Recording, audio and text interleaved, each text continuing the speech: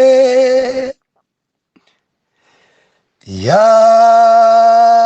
Yahweh, ndinuwo posa zolankhulidwa. Yahweh, ndinuwo posa zolankhulidwa. Yahweh, Yahweh, Yahweh, Yahweh, Yahweh, Yahweh, Yahweh, ndinuwo posa zolankhulidwa. Yahweh, ndinuwo posa zolankhulidwa. Yahweh. Ndikulandireni okondedwa omvera konse kumene muli. Heneleke Tchale, mtumiki wanu, believer, lero pa 19 May 2023, sabutopiki Nthawi Yobala. Loleni kuti tiombe nkora pakubalapa. Believer, chapter number 15, mchipinda chapamwamba, chiphunzitso chalimba. Tiwerenge limodzi bwa verse number 5 mpaka na verse number 8. Nthawi Yobala. Mawu otsogolera mpesa ndi nthambi zake. Verse 5. Ine ndine mpesa, inu ndinu nthambi zake. Wakukhala mwa ine ndi ine mwa iye, ameneyo abala chipatso chambiri. Pakuti kopanda ine simungathe kuchita kanthu. Ngati wina sakhala mwa ine, watayika kunja monga nthambi nafora, ndipo azisonkhanitsa nazitaya ku moto nazitentha. Verse 7. Ngati mukhala mwa ine ndi mawu anga akhala mwa inu, pemphani chimene chilichonse muchifuna ndipo chidzachitika kwa inu. Mwa ichi alemekezedwe Atate wanga, kuti mubale chipatso chambiri ndipo mudzakhala akuphunzira anga. Believer, nthawi yobala. Nthawi ikakwana yobalayi yakwana. Tinali pano dzulo timanena kuti pali mzimu zofunika kudzipempherera dzinadzi. Tinaona ife dzinthu zingapo. Believer, wina kuyenda mudzimenezo, mzimu wofera m'mazira, mzimu wopita pachabe, mzimu wotaya, mzimu wopolozwa, mzimu waufiri. Kudziko kuno dzikuyenda dzimenezi. Idzi dzikuyenda mzimu wagwa wauma. Kudziko kuno uyenda. Ndetsoti manena kuti dzinthu zambiri zofera m'mazira, zofera m'mandanda. Alipo wina dzulo makomenti anabwera ambiri, abusa malankhula ndi ine ndi udusa moyo umenewo. Dzinthu zomafera m'mandanda, zomafera m'mazira, khalira mpaka na usathothola, zomafera m'mazira, sizikuthothola, zomafera m'mandanda dzinthu.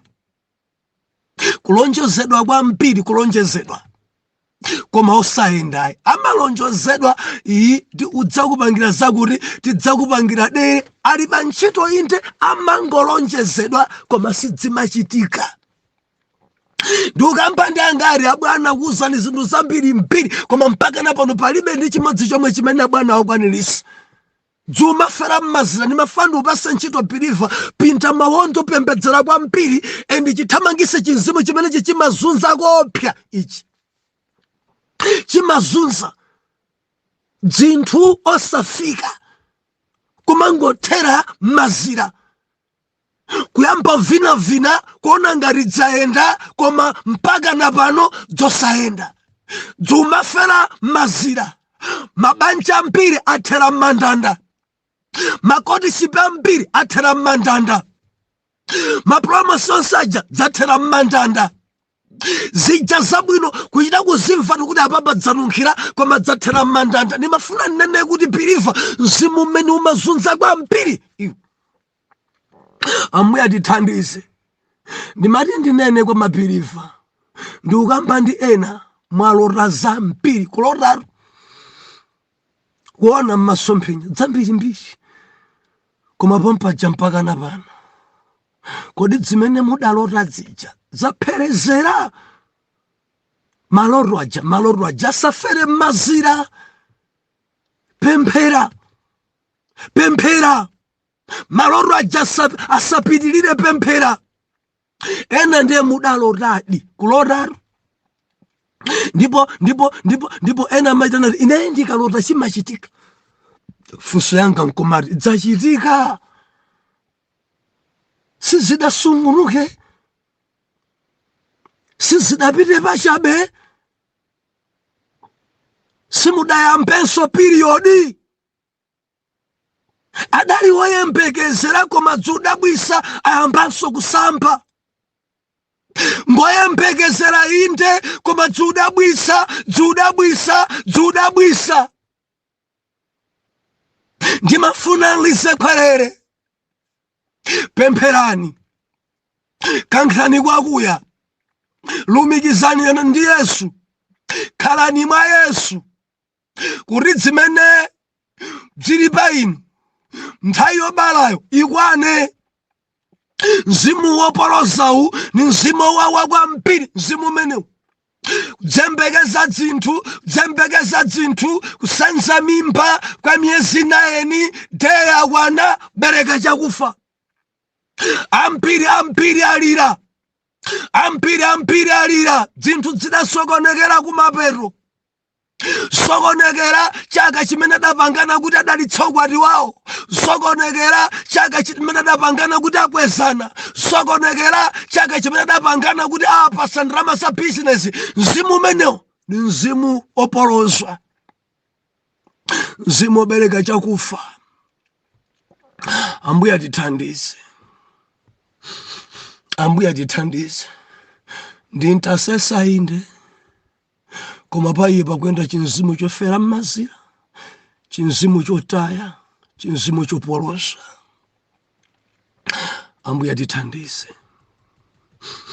Chilimbikiso changa nachi lero ndili mchilimbikiso. Lero ndi chilimbikiso nthawi yobala. Ndikambe ndi wina usataye mtima,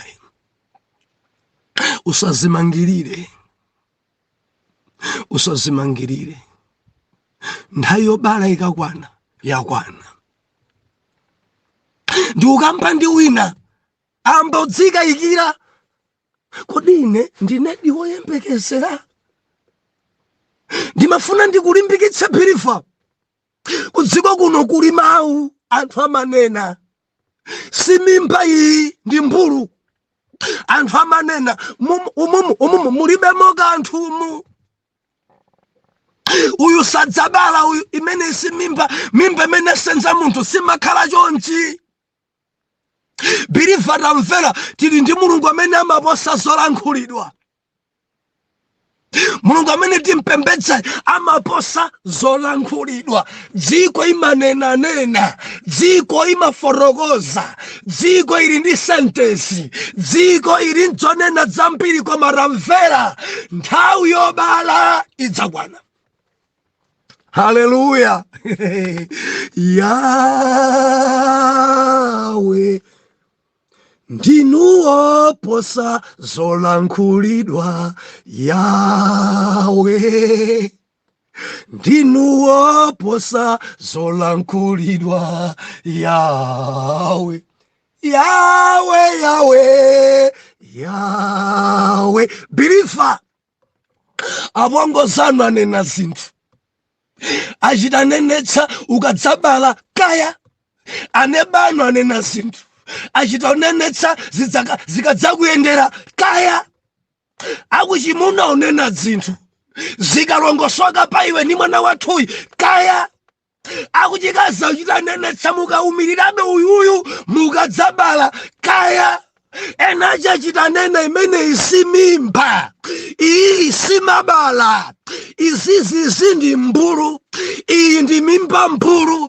Tamvera Believer, ni mafandi kulimbikitse tupembedze Mulungu amene ndiwoposa zolankhulidwa, amaposa liwu la afiri, amaposa liwu la adani ako, amaposa liwu kudziko kuli liwu anthu amanena, kudziko kuno kuli zonena zambiri, kudziko kuno kuli mawu. Tamvera, khala mwa Yesu. Verse number 5. Awachita tsindika, ine ndine mpesa, inuyo ndinu nthambi zake. Wakukhala mwa ine ndi ine mwa iye, ameneyo abala chipatso. Ndikulimbikitse khala mwa Yesu. Usamamvesere zimene dziko inena. Khala mwa Yesu, palibe kanthu zaka zako zapita. Ndikuvuta kamba ndi mzimayi wina pano zaka zake zikuthamangira 40, sakufunsiridwa, sakukhala pabanja, wina zikuthamangira 50 mpaka na panobe. Ndikulimbikitse khalabe pompo. Usamvere dziko imanena zambiri, usataye chiyero sungabe chiyero. Tamvera, nthawi yobala idzakwana, idzakwana. Ndikulimbikitsa ukumamva bwanji, umamva gunda ukumamva gunda mimpamo, ukumamva bwanji fuka oyembekezera, ukumamva bwanji gunda so umamva gunda mimpamo. Kodi mwana wankati mwakoyo ngwamoyo akumagunda mimpamo, anthu akamanena kuti ndi mbulu, iweyo ukumamva ndi mbulu. Amagunda mimpamo. Azimayi nonse muli bwanji, mimba yodya sensa chamoyo imachita kumveka, mbali imwe imachita kumveka. Umachita kumva kuti yes, ndimafuna ndinene okondedwa omvera, ndilangise pano nonse amene muli oyembekezera. Ino amene mukuyembekezera kubala, ena mukuyembekezera kubala kulowa mbanja, ena mukuyembekezera kubala kulembedwa ntchito, ena mukuyembekezera kubala khoza mayeso, ena mukuyembekezera kubala. Ndikuti mukuyembekezera kubala, chilipo chimene mukuyembekeza pa moyo wanu mwina kukwezedwa. Ndimati ndifunse, kodi mimba imene igunda yatembenuka mimbai? Mulungu anena kuti khalani mwa Yesu, mulumikizane ndi Dr. Jesus. M'bale wanga uli ndi vuto kwambiri, ndi oyembekezera koma sumapita ku sikelo. Upite ku sikelo ukakumane ndi Dr. Jesus. Nthawi zina zimatha kutheka mimba sidatembenuke. Ndimati ndikulimbikitse kwambiri, usaka kuti mwana atembenuke kayi kuti kungati satembenuka kubala kuvuta kwambiri, koma ndikulimbikitsa odzipita usikelo. Mzimayi wanjo sapita kusikelo, mzimayi wamphayo kwambiri, mzimayi wovuta kwambiri, mzimayi amene sukulumikizira ndi Dr. Jesus. Udziwa bwanji kuti mimba yako ikuyenda bwanji? Mwana sakugunda, udziwa bwanji pita kusikelo? Yesu akafinya mimba, Yesu akakuza zochita, akakuza zoyenera kudya, akakuza udzipanga izi tamapanga ma exercise awawa, akakuza zoyenerera mimba zina zizimazunza. Haleluya. Azimayi andivomereza, amachita kunena kuma mimba ya mwana uyo mimba yake ndavutika nayo. Mimba vutika nayo mimba, ti kuimva ti chakunuka chosaleti bread muchosa ni bread yo mimba. Mufuna jani Oh, haleluya. Ndufuna ti nsomba ti makakana takunsanje tamatope, musati chabe ni matope, muphike ni matope omweyo. Ndifuna maofozi wasachapidwa ngopikidwa ndi bibi yomwe mudzichita kuoneka msuzi mu bibi yeniyeni ya maofozi. Mimba. Gesa zinthu mimba. Taina ni manena pano kuti mimba zinazi anthu amakhala pafupi ndi toilet. Funa mwana uyu adandizunza kwambiri. Anthu akafika ku toilet ndi ukamba toilet yokumba dzanuzo nzaulemu kwambiri. Yokumba jema chita umveka fungo. Nchenche zitatu zili toilet nga. Nzima yakaba amene paja nkumamezera. Nkumaveka fungo kachika bwino kwambiri. Kafungo onga ka perfume nkumadalitsika nako mimba. Muli bwanji amayi? Ena madya nayo nchenga. Ndikumatafuna dzimiyala dzofewa. Kumpeza nzimayi miyala ili mbeseni akutafuna. Banji ati mimba kuti kuchiti chonse ndisidi kufuna koma madotiwa. Ndikumadya nchenga cho nkumaubwira nchenga. Pa nkumadalisika nditu. Banji simungatenge mpunga muvike mudya kuti kumpunga kukhosi kwanga kukulibi koma nchenga. Akudya nchenga azima ya mpira chisena amaudya. Mimba chankari chimazunza ndimafuna ndichenjeze tamvera. Nthawi yakubala idzakwana. Sindikudziwa kuti papita nthawi yochuluka bwanji paino. Sindikudziwa kuti anthu anena chani paino. Chilimbikiswa changa piriva pano pa 19. Lero pa 19. Udzikumana ndi Yesu. Upite kwa Dr. Jesus. Ndimafuna ndinene ine. Tikamapita kuchipatala tidzifufutsa kuti kodi amene idi ndi nesi. Kodi uyuyu ndi dokotala. Chifukwa kuchipatala kuja pali mainifomu osiyana. Ndikuchenjeze pirifa tamvera. Kuti kumainifomu ena wasiya dokotala. Nthawi zinaso kamamva kupweteka cha mimba umakhoza kumangwira na wina aliyese nkuganiza kuti amene angakhoza kukuthandiza. Ndimati ndilise khwalale pirifa tamvera. Kuti kusionsa amene ofera zofanana kuchipatala kuti ndi madokotala. Ayi. Kuti anthu achali ndi ntchito za mpiri. Kuti mudzapeza osesa banja jaswali ndi uniform yawo. Amasesa banjaji. Mudzapeza sokolopa chaso amavala uniform. Pirifa mudimveseka. Mudzapeza eno tamanga ma message nkati muchaso alinadzoso ma uniform yawo. Mudzapeza ina ya green, mudzapeza ina ya blue, mudzapeza ina yooneka ngati safu. Ndimati ndinene nthawi yobala idzakwana. Nthawi yaleba idzakwana. Ndaonapo ina anthu akuitana munthu si dokotala. Adokotala tabwerani. Ndio bora mona ndi uniform iyo cha kutamanga bwana taonani patient wathu adokotala amene wakumusa nayenso angogwira patsaya pa ndikwampa kudabwa nayenso njenjemera umangozoto ndaita nolawika. Oh hallelujah. Chenja zoti ili pano believe. Muitane Dr. Jesus. Leba yakwana. Mimba yanu simukuiona bwino. Sikugunda. Mwana sanatembenuke. Muitane Dr. Jesus. Ndikamba ndino yembekezera. Maka mabeliever ni nchipindatomo. Idzidzidza anthu achamba sazimvesa ndikunena panosi.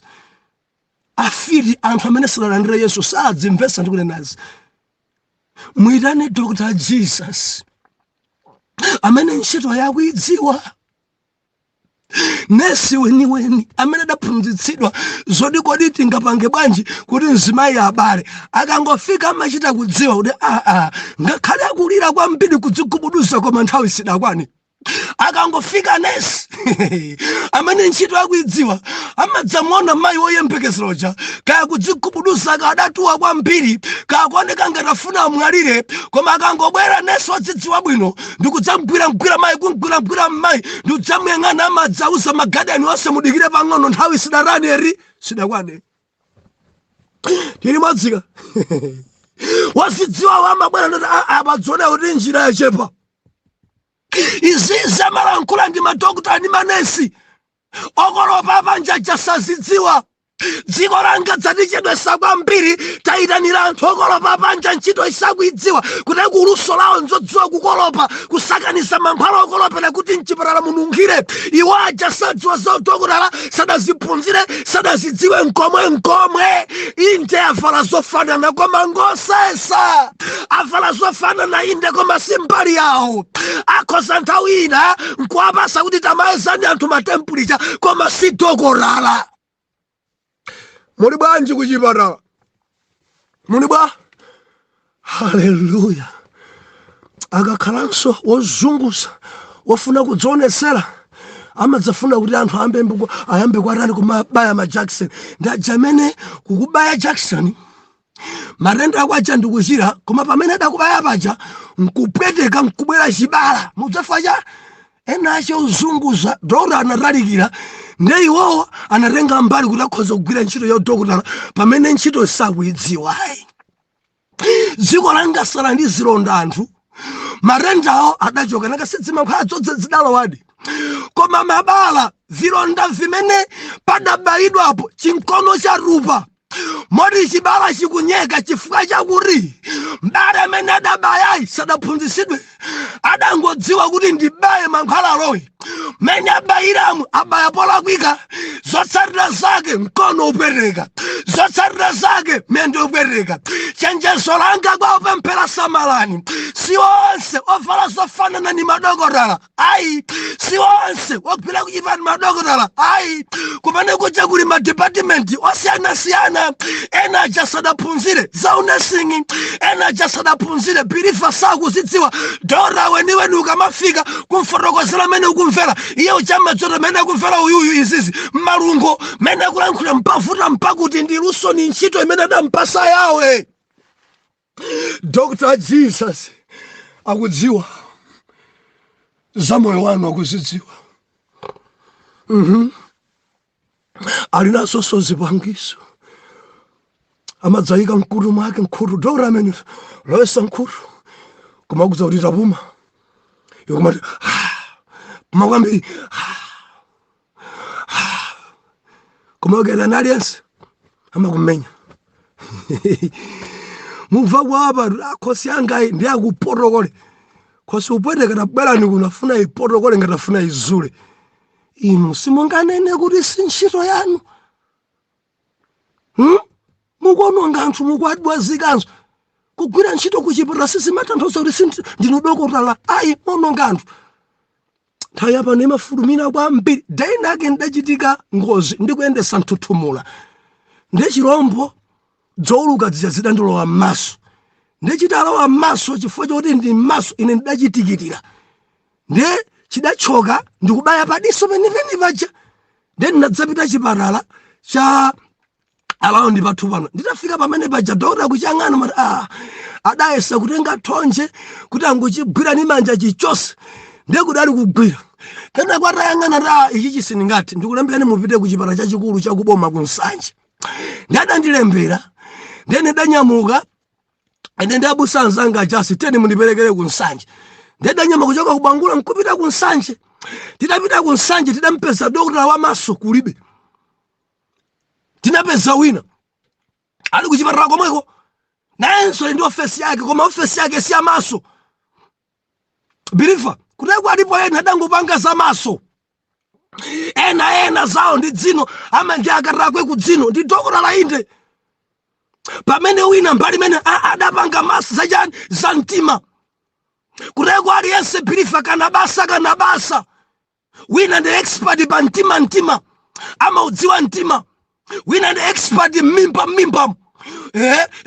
ndi amene dampesayo si wamaso nzake wamaso adachoka ngadadira na atabwera ni office koma zimene zidachitika kada ndi phadiso taonani ine ndatsegula maso aja ndarenga thonje afuna achosi pambo ntchito ine da akulu ndumvobwereka mundu ononga muzidziwa buno banja makhala muno ni nzanga ndatandileke nzako yabwere iwe suku zidziwa chokapo bilifa koma mvobwereka muzo ndiyo suku zidziwa chokapo uli ndi ufulu mene uchipatala unless akhale iye chifukwa chache anthu ajama pasano akayesesa akalephera no apapa ndi kuti mupite Blantyre akadalephera tota amene akadandenda kuti mupite ku Queens Blantyre akakuoneni ndi adayimbiridwa foni adali ku lunch banja atathamanga ndi kwambiri kuli patient ndi adathamanga nkubwera atafika ndi marumikiwa tinadziwana Pastor Tchale ndinu ndati yes ndineyo chipatala cha paboma zakhala bwanji ndikwafotokozera ndi nkumayang'ana anatenga kena kache ndithu nkuunikira kokhala ngati babu ndithu fonija ndikumaunikira m'maso muja kuyang'ana ndiye mawu amene adanena ichichi chalephereka kumene mukuchokerako alephera kuchosa aka maona amene chiyembekezo amachiperekera kurekwa kupasani kuti mubwere kuno alephera kuchosa aka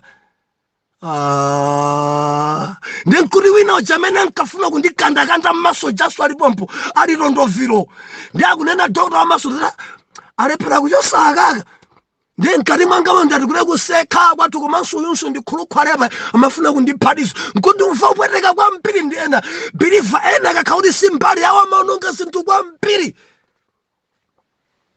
mansanga adatenga mankhwala ngukupopera m'maso muja tatsegula ni maso tatsegula kwa zimenezo sizidachitika chipatala chapano nditafikanso kunsanja atandilandira ena oyamba sadapange zimene akuchita iye ndi zimene akuzidziwa according ndi ntchito imene adaphunzira kukhudzana maso kenako anizona kuti musatseke disoli muyang'ane kwambiri aka kansingano kameneka ne ine ndikuyang'ana kansingano kaja diso ndisatsani ndisapyetire zimene zena sadachita marenga thonje kuti kumbale atabwera sadagwiritse ntchito thonje endi thonje sadagwire pamene ena onse aja thonje kundikandakanda m'maso funa kundiphera diso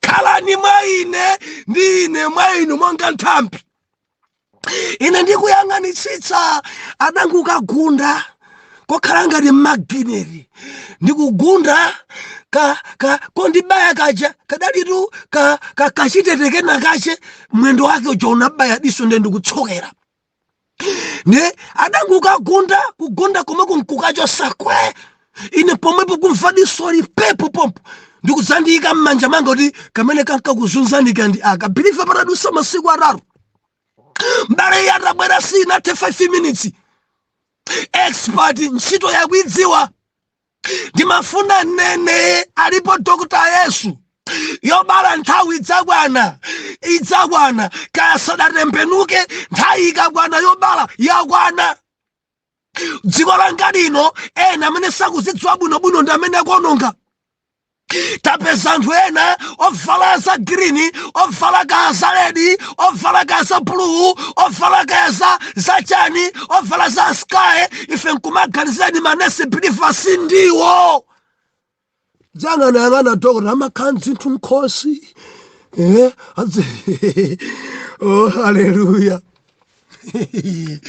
simayiso embekezera nangaka mwina kumva wawa amamuyitana kolo adagalala inu adagalala tabalani adagalala ndi akabwera mabwanji kolo pachomwe bwanji ndajamamba kukunyoza swacha mukundifurafura bwanji nthawi imene munkatenga mimbayo mwine ndinaliko ambe kukulalatira munthu ophunzira za unesinga madzota nzanga yakumva kwawa motere ndinthandize motere ndikulimbikitseni ikakwana nthawi yakwana kandi masana mudzabala ikakwana nthawi yakwana kandi kuchipatala mukabala ikakwana nthawi yakwana kandi ndaonapo anthu inapita kuchipatalani mungolo kuberekera mungolo ikakwana nthawi yakwana ndikulimbikitse biliva ka uberekera mari koma ngati mimba yako ikugunda ikakwana nthawi yakwana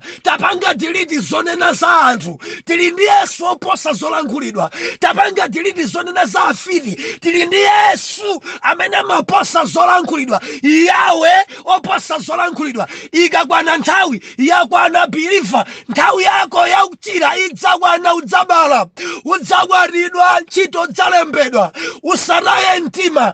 Ena kuti ndi mbulu ndikulimbikitsa si mbulu, udzakwezedwa, ma workshop udzapita, kunja udzapita, anthu adzamva, tidzayiona nambala yako itasintha ili plus cha 1 ndekuti uku basulu America, plus 44 ndekuti uli ku UK, plus 227 ndekuti pamene South Africa, plus 258 uli Mozambique. Believer anthu adzadabwa, nkumadabwa ndikulankhulana ndi ndani, iwo nkumati ndine yemwe uja. Yobala nthawi yakwana. Akupondereza kwambiri zinthu zobwereka. Nthawi yobala ikakwana yakwana. Langizo langa, khala mwa Yesu, ndi Yesu akhale mwa inu. Yesu anakuti verse 7, pemphani chimene chilichonse muchifuna ndipo chidzapatsidwa kwa inu. Upemphere kugwiritsa ntchito verse number 7, kwalembedwa ndikakhala mwa inu ndipemphe chilichonse. Believer udapemphapo iwe, pemphera ndili mwa inu Yesu ndifuna chakuti achita nena sinapereke malire. Ukakhala mwa ine choyamba uzidziwe uli mwa Yesu, walumikizana ndi Yesu. Baba nakuti pempha chimene ukuchifuna ine chidzachitika mwa inu. Haleluya. Apapa ndikumva kuti sindidamalize lolemba, tidzamalize pamene pa wiki ino. Believer sindikutuluka, koma wiki amawa ndili kumangochi wiki amawa, Friday, Saturday, Sunday, mangochi wiki amawa. Haleluya. Tipemphere. Arare mwana wanuso amva zambiri, ndikupemphera nthawi yobala inkwanire. Mpange nasakhale ndi uleso wopita ku sikelo, adzikumana ndi Dr. Jesus ampase malangizo. Kuli anesi kumeneko ndi adzitumiki, anesi adzitumiki ali kumeneko amene angathe kumlangiza za madyedwe, ma exercise ndi zina zotero. Adzipita ku sikelo. Mulungu zikomo, adzipita ku sikelo. Ma Bible study adzipita ku sikelo. Pemphera kusala kudya adzipita ku sikelo. Kusunga chiro, kuyenda mawu adzipita ku sikelo. Fuka day yobalayo ndikuti mbaleyi Mulungu wangayi ikwana pompano m'dzina la Yesu Kristu oyera mtima tanena nikuti amen and amen.